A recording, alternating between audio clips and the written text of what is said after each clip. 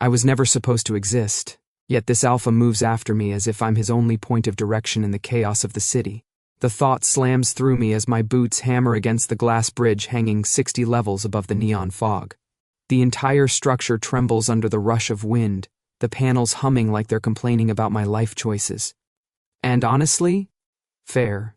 Below me, the city hive glows in layers: amber, cyan, violet, color stacked over color like a glitching kaleidoscope.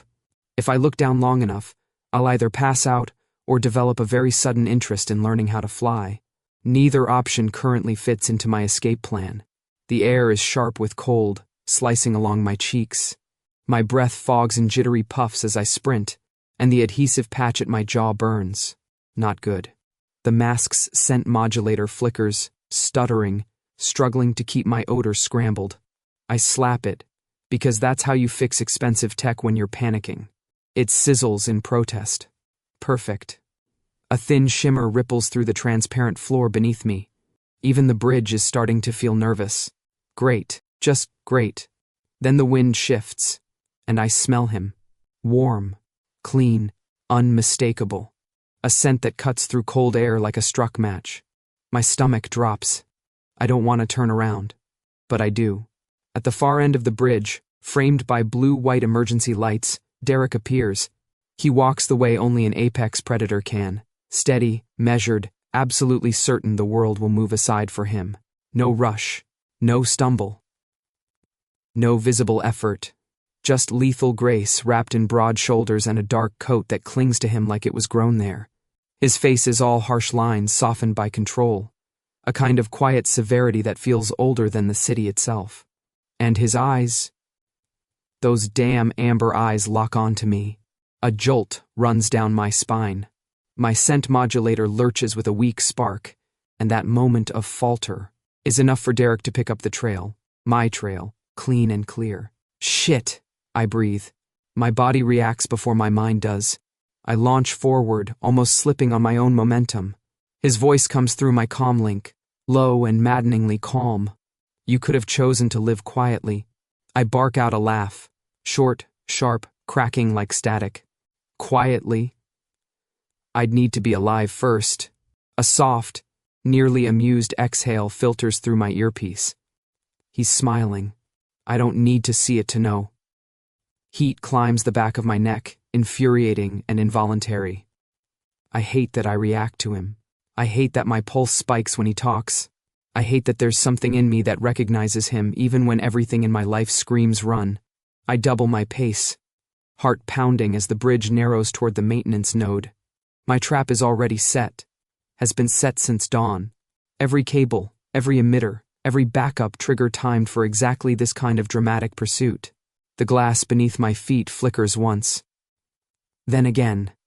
Good. Almost there. Derek's steps echo behind me, steady, precise. How can someone sound calm while crossing a bridge that's basically a floating sheet of anxiety? Stop running, Noah, he says through the comm. You're only cornering yourself. I like corners, I shoot back. Small, cozy. Good acoustics for screaming. He huffs, a sound dangerously close to laughter. I leap over the safety rail and land on the narrow beam beside the maintenance hatch. My fingers fly over the embedded panel. The trap recognizes my biometrics, demands a confirmation code, and the entire bridge answers. A hiss, then a burst of rolling fog erupts behind me, swallowing Derek in a silver storm. The glass panels flash from clear to opaque, turning the world into a blind white cube. Then comes the real trick. The floor vanishes. Well, visually vanishes. The projection shuts off, giving the illusion of nothing beneath my feet, except 60 levels of open air. Derek's silhouette freezes in the haze for a split second. Good enough. I wrench open the hatch, swing my body through, and drop into the shaft below. The metal ladder rattles as I slide down, the darkness swallowing me whole. Above, through the fading connection of the comlink, I hear Derek's voice, quiet, unshaken. You're not escaping. You're just delaying the inevitable. My boots hit the ground of the lower platform with a sharp metallic clang. I shove the hatch shut. Story of my life, I mutter, breathless, angry, exhilarated. The lights flicker. The air smells of rust, damp concrete, and secrets I'm not ready to meet. I disappear into the shadowed underlevels of the city, and Derek's scent, maddeningly, follows me even here. By the time I reach sublevel at 23, my lungs feel like they're lined with static. The air down here always tastes like recycled metal and old secrets. Stale, humid, humming, with the low vibration of machinery that hasn't been serviced since before I was born. Perfect place to hide if you're trying not to be a person. The corridor stretching ahead of me is narrow and dim. Lead strips pulse faintly along the floor, guiding the few guests who dare rent a capsule in this part of the hive. The ventilation system drones like a tired animal. Every sound echoes in a way that makes me feel watched, even when I'm alone. I hope I'm alone. The capsule I reserved is wedged between two others, like a sandwich of questionable life choices. I slide the panel open and crawl inside. The space is barely larger than a coffin, a cozy, claustrophobic coffin with touchscreens. I seal the door. Finally, the hum of the outside world dulls, and the internal noise takes over. My breath shakes as I unclip the mask patch from my jaw. The skin underneath tingles from heat. I peel the adhesive back and toss the glitching device aside. I'll need to recalibrate it later, but right now I need to become someone else. Again. I pull a different mod patch from my pocket, press it to my cheek, and wait for the soft electrical pulse as it sinks. My reflection flickers on the capsule's small mirrored surface. Jawline sharpens. Skin tone adjusts. The brown in my eyes fades to a washed-out gray. Still me under it all. Just scrambled. Next comes the more delicate part. The scent redriver. I connect the thin neural strip to the port behind my ear. My fingers tremble as I load a scrambled scent pattern, one that's supposed to diffuse across a 3-meter radius in chaotic pulses. It's the digital equivalent of screaming, "I don't smell like anything you were looking for," while juggling 10 perfume bottles behind your back. The interface blinks. Scent pattern, overridden. Stability, 43%. 43% is bad. Not catastrophic, but bad enough to give Derek a breadcrumb trail if he gets too close, which he always does. I exhale shakily and force my hands steady as I input manual commands. Code streams across the interface. It flashes me back to the night I wiped myself from the council's central database. The memory hits like cold water. The dark room lit only by the glow of screens. Rows of data shifting faster than I could blink. My profile, my entire existence, appearing, dissolving, reappearing as I tore through firewalls. Lines of text. Name. Rank. Omega classification. Placement Q. My stomach twisting each time I hit delete. I'd never felt adrenaline like that. Or fear. Or freedom. But I'd made myself a ghost. A statistical anomaly. A glitch. A person who shouldn't exist. And the council doesn't appreciate anomalies. Especially Omega anomalies. I swallow hard as the capsule's lights dim. Simulating night. My thoughts spiral back to the thing that pushed me to do the unthinkable. The system that assigns Omegas to Alphas like property. A lifetime contract signed by scent and tradition, not choice. I would rather burn the world than be chained into that. So I burned myself out of it first. The redriver beeps. Override complete. Stability, 62%. Better. I release a long breath, peel myself off the capsule's mattress, and slide the door open. Only to stop dead. The corridor smells wrong. Not dangerous wrong. Just wrong. My scent is here. Obviously, I just walked this hallway. But layered over it is a second pattern. Almost identical. Yet slightly off. A forged echo of me. Someone tried to mimic my odor signature. Someone who isn't Derek. My pulse jumps. Derek wouldn't fake my scent. He doesn't need tricks. He just finds me. But whoever mimicked me, they want to confuse the trail. They want someone else to find them thinking they're finding me. Or worse, they want me to stumble into them. I step back into the capsule's light. Every nerve pulled tight. There's another hunter in the hive.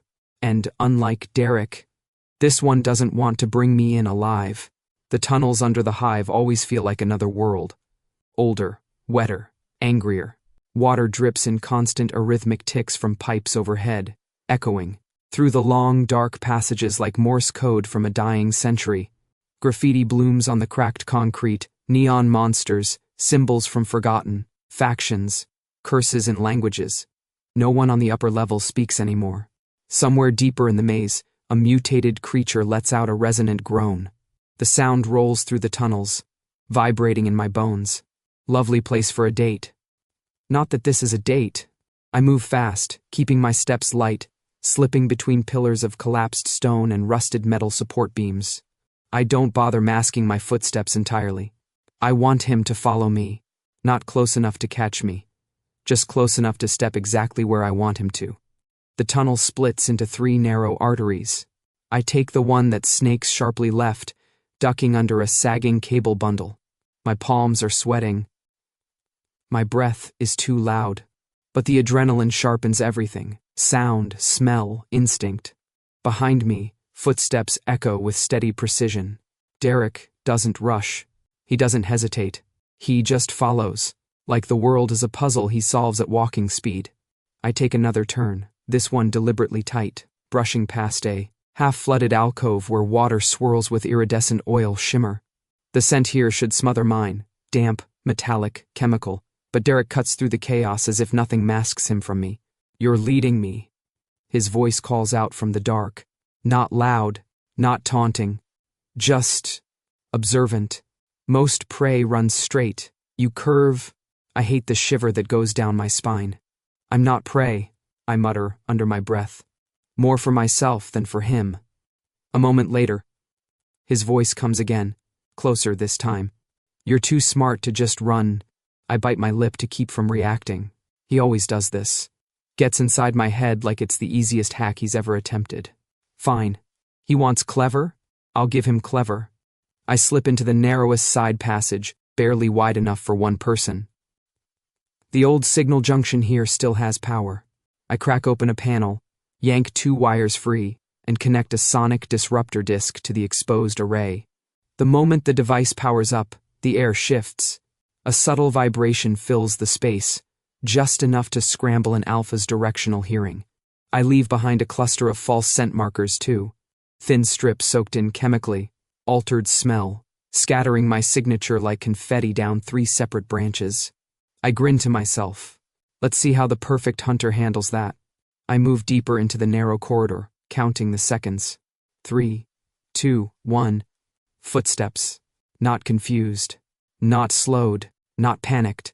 Just approaching. Rapidly. I freeze. My heart kicks into a sprint my legs don't follow. In the next breath, Derek is there. Tall, shadowed, outlined by faint emergency lights flickering behind him. The oppressive closeness of the tunnel forces us chest to chest, shoulder to shoulder, breath mixed in the cold, damp air. His scent hits me like heat rolling off a furnace. Warm, controlled, impossible to ignore. How? I start, but he cuts me off by tilting his head slightly, like he's disappointed. The disruptor was clever, he says softly. Your scent markers were less so. I want to shove him, or scream, or both. Instead, I adjust my stance to slip past him. Bad decision. He moves faster. In one smooth motion, Derek catches my wrist, twisting it behind my back. Not painfully, just uncompromisingly. His other hand braces against the wall beside my head, caging me in that infuriating, overwhelming alpha heat. Stop pretending, he murmurs. His breath grazes my cheek. You're not weak. The words hit harder than any blow would. I jerk my arm, managing to wrench it free. If I wanted therapy, I'd hire someone who doesn't track me by smell. The corner of his mouth twitches. The closest he ever gets to laughing. He doesn't strike, doesn't lunge, doesn't dominate. He just watches. Listens. It terrifies me.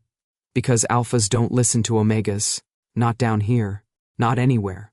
I shove past him and sprint deeper into the tunnels, pulse roaring in my ears, trying to outrun the one thing I never planned for. Someone who sees me as more than just prey. The undermarket on sublevel D-9 always feels like it exists in its own atmosphere. Thick, warm, humming with questionable electricity and even more questionable ethics.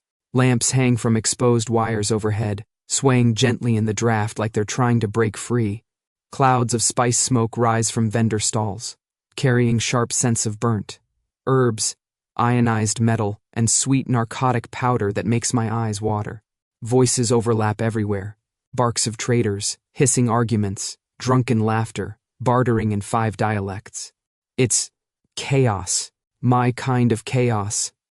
I pull my hood lower, weaving through rows of stalls selling illegal implants, black market neural enhancers, scent mutators, and half-functioning biotech that probably came from some council dumpster. I should feel safer down here. I don't. The echo of that forged scent trail still clings to my memory like a cold hand around my throat. Someone else is hunting. Someone smart enough to mimic me. That thought pushes me faster toward the small door at the back of the market. Mira's lab. The best scent corrector in all lower levels. If anyone can help me scramble myself further, it's her. I slip inside. The air is cooler here, filtered, smelling faintly of lavender antiseptic and chemical sealants. Machines buzz softly, scanners, synthesizers, reconstructors. A metal table sits in the center, surgical lights overhead casting a harsh glow. Mira herself stands beside the console. Middle-aged, hair tied in a messy bun, goggles perched atop her head. Her stern face relaxes when she sees me. Noah. You're late. Traffic, I say. And murder. She doesn't ask for details. Sit. I climb onto the table. Mira attaches her scanner to my wrist, letting the beam trace up my arm. The device hums, syncing with my scent signature and internal Uzor pattern. This should be routine. Easy, normal. But Mira's expression shifts. Slowly, alarmingly. The color drains from her face. She steps back, goggles trembling in her fingers. No, she whispers. No. This can't be right. My heartbeat spikes. What did you see? Her eyes meet mine, wide and horrified. This isn't an Omega Uzor, she murmurs. It's different, wrong, or maybe too complete. My mouth goes dry. What does that mean? She shakes her head sharply, as if the truth itself is dangerous to speak aloud. It means I can't help you. If I alter this thing in you, it could collapse your entire nervous system. Your Uzor isn't meant to be edited. Not by human hands. Maybe not by any. Panic surges through my chest like a breaking wave. Mira, I need answers. She cuts me off with a frantic gesture. Leave. If the council knew this, you wouldn't be running. You'd be... She doesn't finish, because the door behind me creaks open.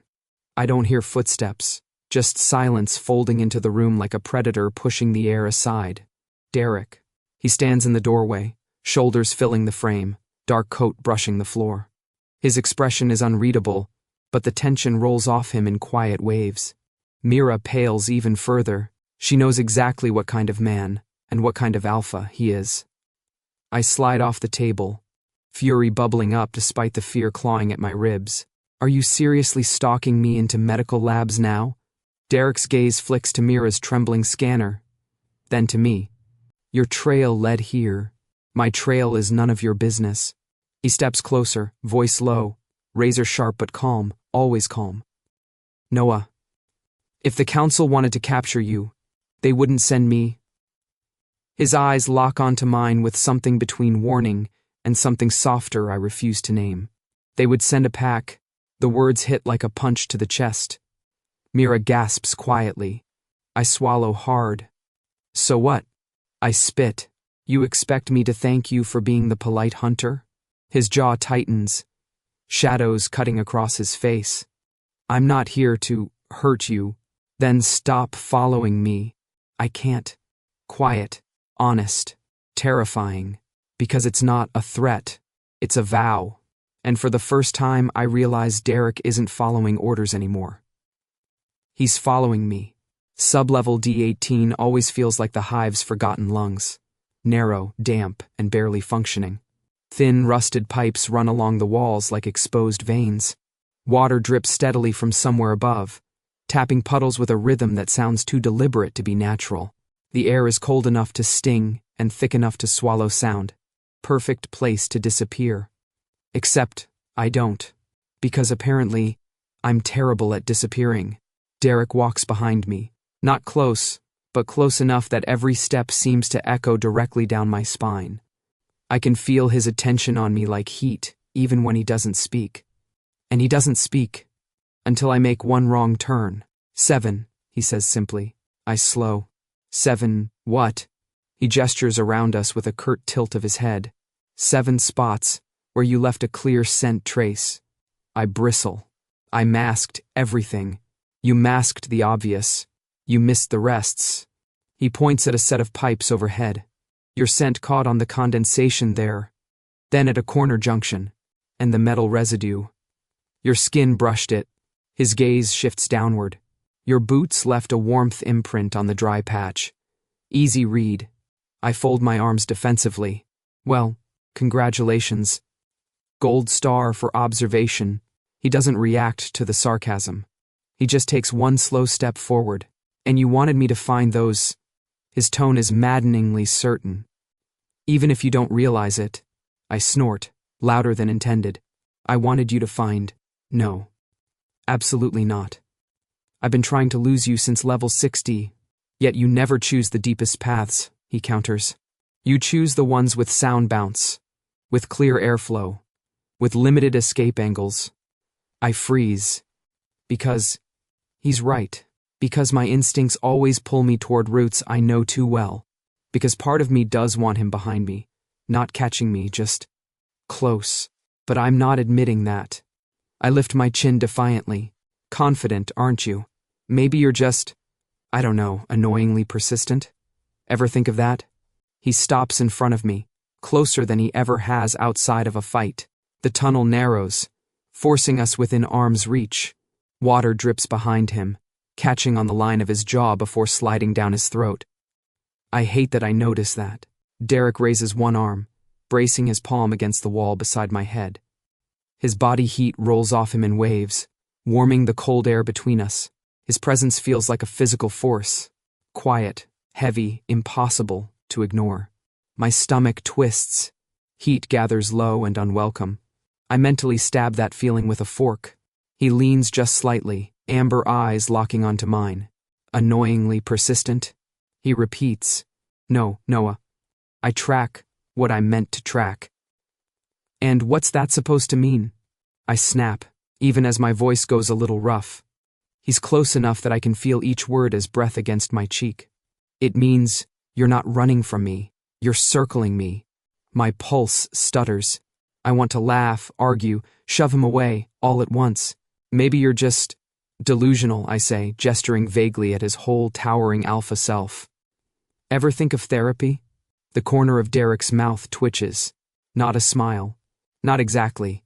Just an acknowledgement that he finds this amusing, which somehow makes it worse, before I can demand what he really meant, or why he's looking at me, like he's deciphering a code written under my skin. He steps back. The space between us cools instantly. You should be more careful, he says, voice back to that maddening calm. I won't be the only one following your scent much longer. I blink. What does that mean? Derek, hey, but he's already turning away, melting into the dim corridor like shadow given form. No explanations, no answers, no satisfaction. Just the lingering warmth where he stood, and the sinking realization that I'm losing control of this chase more with every breath. The old server room sits deeper in the hive than any sane person would go, buried under layers of abandoned infrastructure and half-collapsed tunnels. Dust hangs in the air like static snow, catching blue flashes from the flickering wall panels. Machines hum with the exhausted persistence of relics that refuse to die, which makes the place perfect for hiding something no one was ever meant to find. I slip through the cracked door and close it behind me. Instantly, the stillness settles over my skin like a heavy blanket. In here, it's just me, the stale air, and the ghosts of 1,000 erased files. Cables snake across the floor, thick and tangled.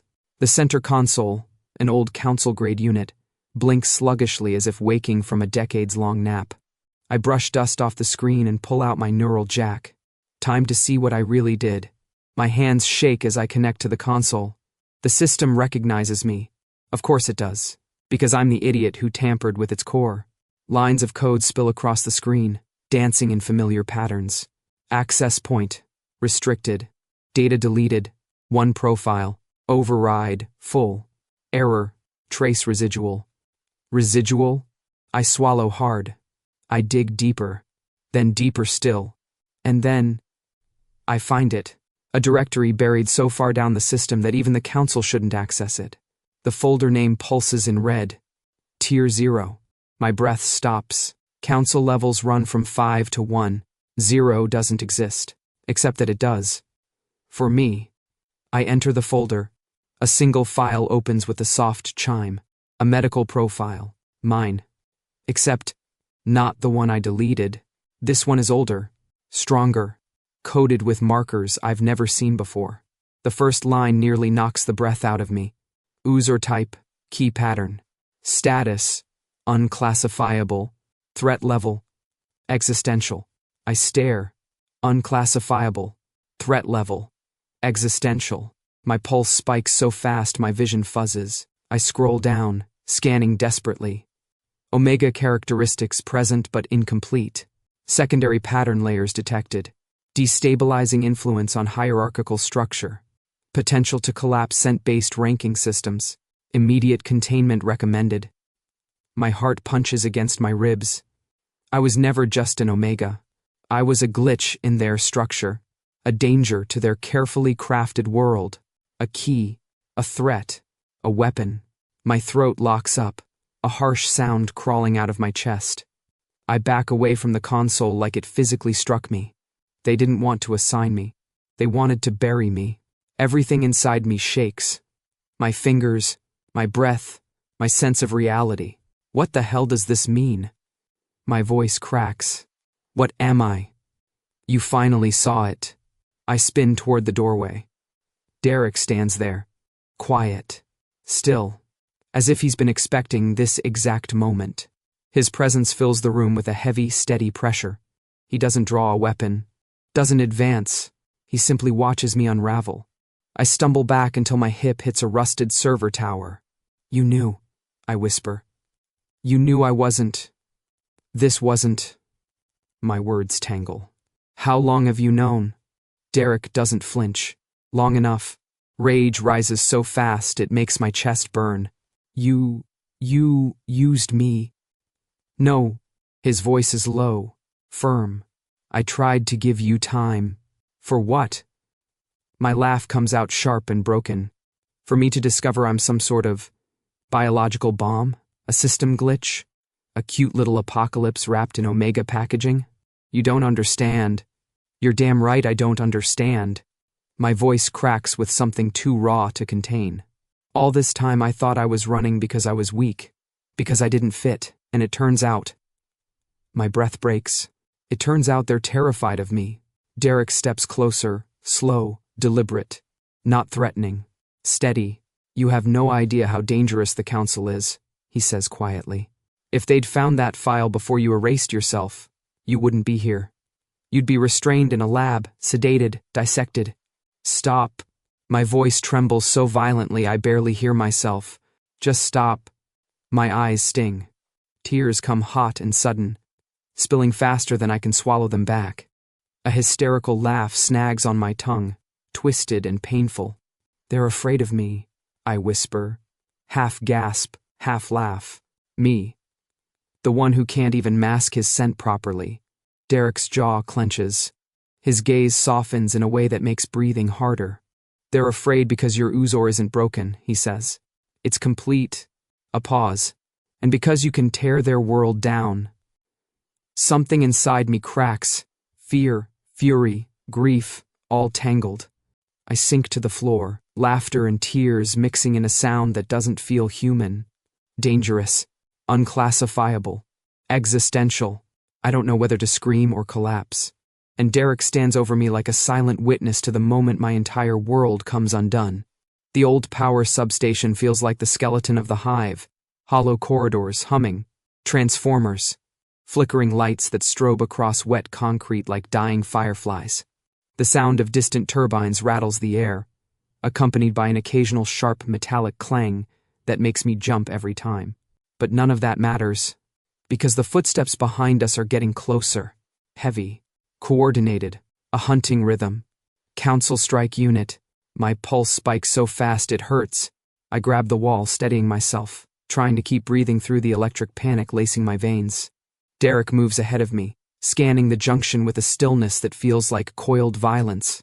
His expression is carved from stone, controlled, lethal, terrifyingly calm. The emergency lights flicker again, plunging us into brief shadow. Somewhere far down the hall, a voice barks an order. It echoes like a death sentence. "Derek," I whisper. "They're flanking. I know." He turns toward me, and the look on his face is not the look of a man with options. "We don't have time.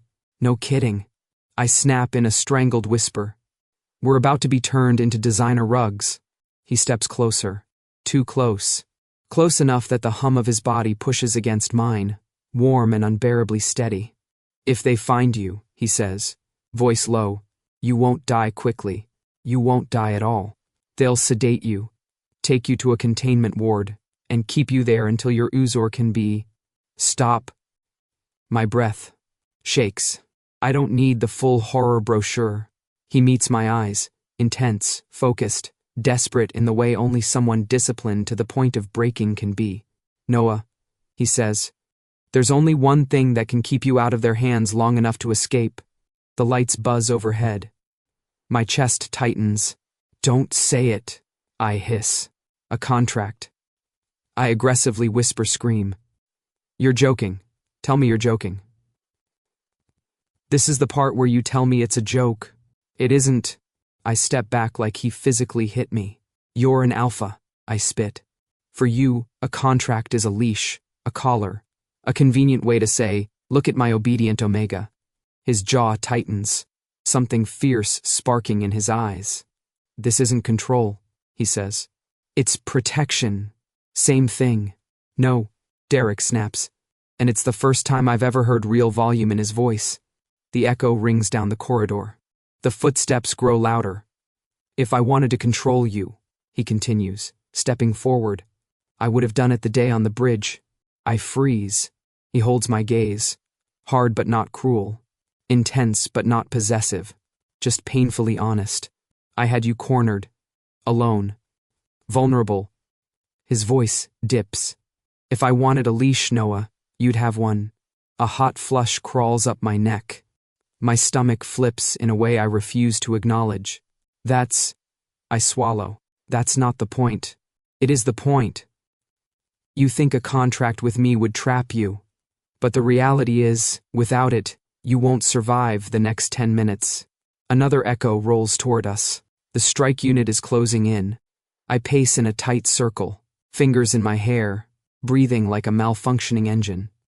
"This is insane," I mutter. "You're insane." "I'm insane for even listening." "No," Derek counters softly. "You're alive because you listen." The corridor lights flicker again. A metallic click, probably a safety being switched off, echoes too close for comfort. My heart rams against my ribs. "Fine." I whisper yell. "Fine, but temporary, and only because I like breathing." Derek nods once, sharp, precise, relieved in the smallest, most controlled way. He pulls a small, sleek device from his belt. Alpha Tech, contract grade, council issued but stripped of tracking protocols. It glows with a faint amber light. "Give me your hand," he says. I hesitate. Every instinct screams that this is wrong. Every fear says I'm walking into a cage. Every part of me that survived this long wants to run. But the approaching footsteps are no longer distant. They're here. I extend my hand, trembling. Derek cups my palm between his hands. His skin is warm, steady. The contrast to my shaking is embarrassing. He presses the device to the center of my wrist. A pulse of heat spreads through me, sharp, bright, instinctive. The Uzor inside my chest flares like someone lit a fuse. The mark appears between our hands, a faint outline, glowing briefly before sinking beneath my skin. The connection snaps into place. My breath catches. Derek's does too. We stare at each other, shocked, bound, furious in our own ways. "It's done," he says quietly. I swallow the lump in my throat. "I hate this. I know. And you." Something flashes in his eyes. "I know." I breathe out shakily. "But if this gets us out alive..." Derek steps in front of me, shielding me from the corridor just as the first shadow breaks through the fog. "It will, because now we're not just hunted. We're connected, bound by a contract neither of us wanted, but the only one that might save my life." The upper levels of the hive blur past us in a frantic, breathless sequence. Service bridges, rusted catwalks and maintenance towers flashing in and out of view as we run. The contract pulse under my skin still thrums like a second heartbeat, syncing with Derek's pace whether I like it or not. Behind us, alarms echo upward through the city like a rising tide of violence. Ahead of us, the only route that isn't crawling with council troops is the forgotten infrastructure above level 90. Abandoned, decades ago. Unstable, off-grid. Perfect. Derek leads, but only by a step. Every time I stumble on a loose panel or slick patch, his hand is suddenly there, steady, warm, infuriatingly reliable. He doesn't speak, doesn't look back, just moves with the precision of someone who's calculated every possible outcome and still decided that run like hell is the best option. We cross a narrow service bridge suspended over a yawning drop. Wind whips at my face, cold and metallic. Derek doesn't even flinch, though the bridge shudders under our combined weight. "You're too calm," I shout over the wind. "You're loud," he replies. I want to throw him off the bridge. We reach the next platform, a cluster of old technical towers, their antennae jutting into the night like skeletal fingers. Derek motions for me to follow as he scales a ladder to the roof. I'm panting by the time I reach the top. Then I see it. The rooftop garden, or what remains of it. A wide glass dome, cracked but intact, rises behind the towers, sheltering what used to be a green paradise. Inside, wild vegetation crawls over ruined benches and toppled columns. Trees bend under the weight of their own branches, roots cracking stone paths. The air smells of damp leaves and abandoned dreams. It's quiet, a different quiet from the tunnels or the markets. This one is soft, breathing, old. "Come on," Derek says gently. We slip inside through a broken panel. In here, the world feels far away. The dome filters the city's glow into soft golden patches. The only sounds are the rustling leaves and my own ragged breath. I sink onto a cracked bench, my legs trembling. Derek stops a few feet away. Finally, not guarding every exit. For the first time, I see him not as the unshakable hunter, but as a man who's exhausted. His shoulders are tense, his hair damp with sweat, his breathing slightly uneven. But his eyes, those amber eyes, are calm. Too calm. It makes something in my chest twist painfully. I stare at him for a long moment before the question forces itself out of me. "Why are you still with me?" Derek looks at me like the answer is obvious. "Because with you, the city stops feeling like a prison." The words hit harder than any blow I've taken in the last week. I blink rapidly, heart doing chaotic things I do not approve of. What does that even mean? You hate the council, or you hate your orders, or you're trying to fix something, or... Noah. His voice is quiet but firm. You're the only thing I'm choosing in this mess. My throat tightens. I look down at my wrists, where the faint outline of the temporary contract still glows beneath my skin. It pulses once, twice, matching my heartbeat. No, matching something deeper.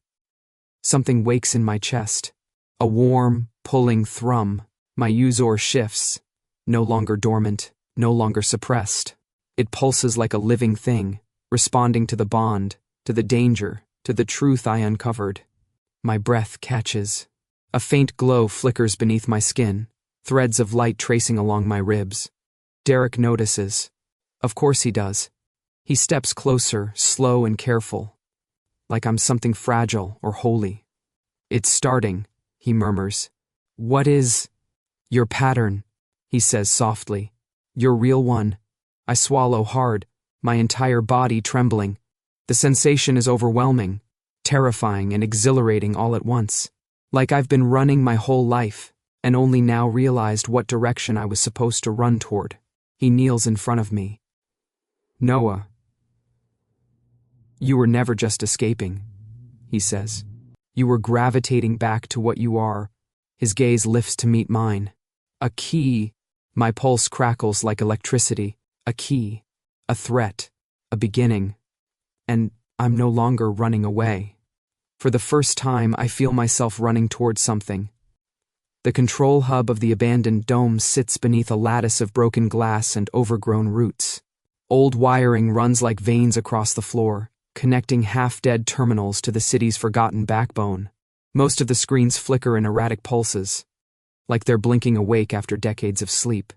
Perfect place to rewrite a world. My hands shake as I kneel in front of the largest console, a slanted slab of steel, fused with tech so old, even Derek seems unsure what year it belongs to. The faint blue glow from the cracked screen washes over us, turning Derek's skin ghost pale and mine fever bright.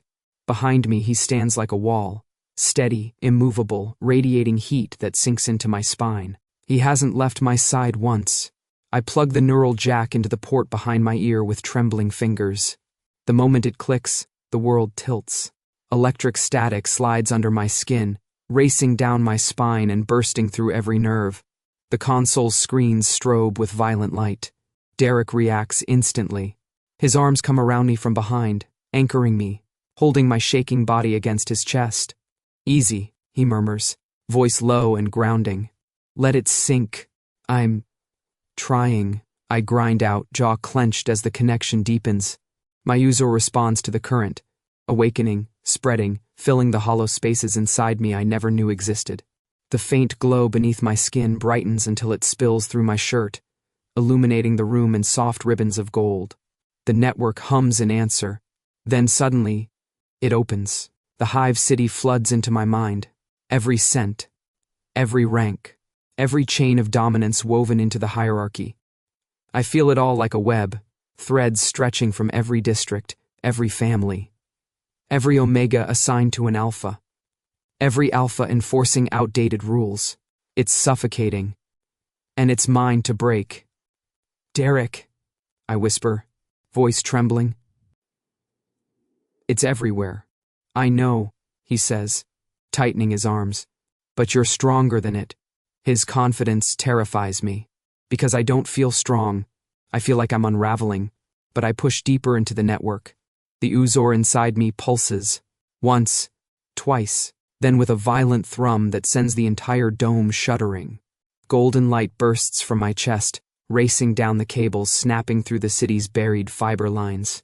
The smell of ionized air fills the dome, sharp and metallic.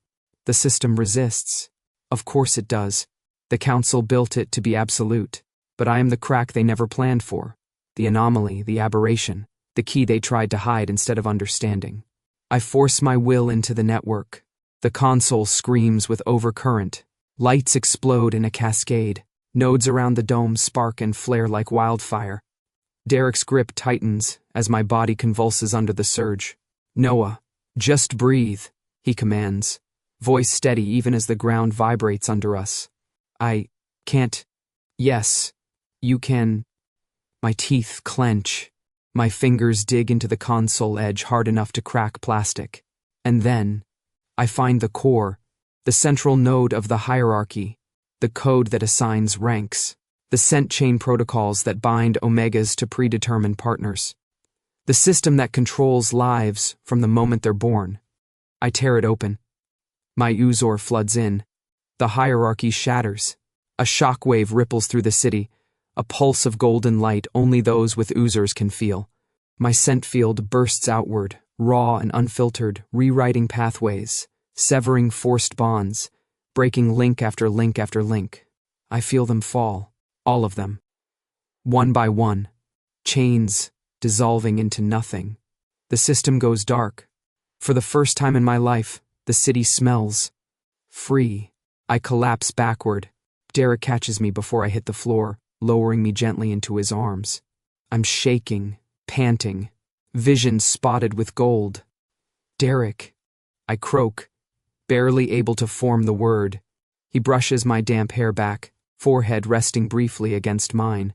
You did it, he whispers, voice softer than I've ever heard it. You're not running anymore. His eyes meet mine, warm, steady, fiercely proud. You lead. The hive feels different. Not quieter. No city built on steel and ambition ever truly quiets, but lighter. As if something heavy in the air dissolved, leaving space for the world to breathe again. News pulses through the upper levels faster than electricity. The hierarchy is down. The ranking system is gone. The council's control cracked straight through its spine. No one knows why, or how, but I do, and so does the man walking beside me.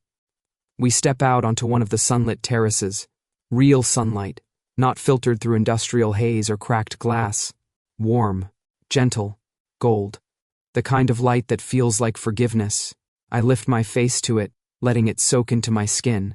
For the first time, I feel unburied. Derek stands a few feet away, leaning against the railing, watching the city rather than me. But the bond, the faint thrum of the temporary contract, tells me exactly where his attention sits. It never strays far. He looks different here, not softer, not less dangerous. Just real. Like the hunter mask he always wore cracked the moment the world did. I step closer until we're side by side. You're quiet, I say. Thinking.